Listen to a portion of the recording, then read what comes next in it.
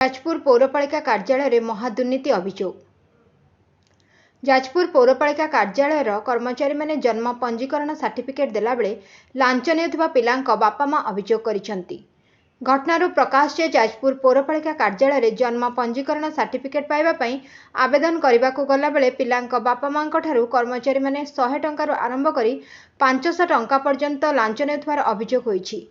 गृह नगर उन्नयन विभाग ओडिशा सरकार आदेश अनुसार जाजपुर पौरपालिका द्वारा कौनसी फी आदाय करा जाय परिबो नाही, किंतु एठारे खुलमखुला नियम उल्लंघन करा जाय लांच निया जाउछि। ए विषय कर्मचारी को पचारिबारु कैमरा आगे किछि न कहि नीरव रहितले। यूजर फीस चालान केते टका लागुछि? यूजर फीस चालान केते टका लागुछि आपनकर? सटी कोन सर जो date of birth certificate apply कर आप 100 टका ना नौ आप यूजर फीस आ कौन आप कहले गोटे 100 टका नौ आप दौर 100 टका नेला रसीद किसी स्लीप दौरान सर कौन सर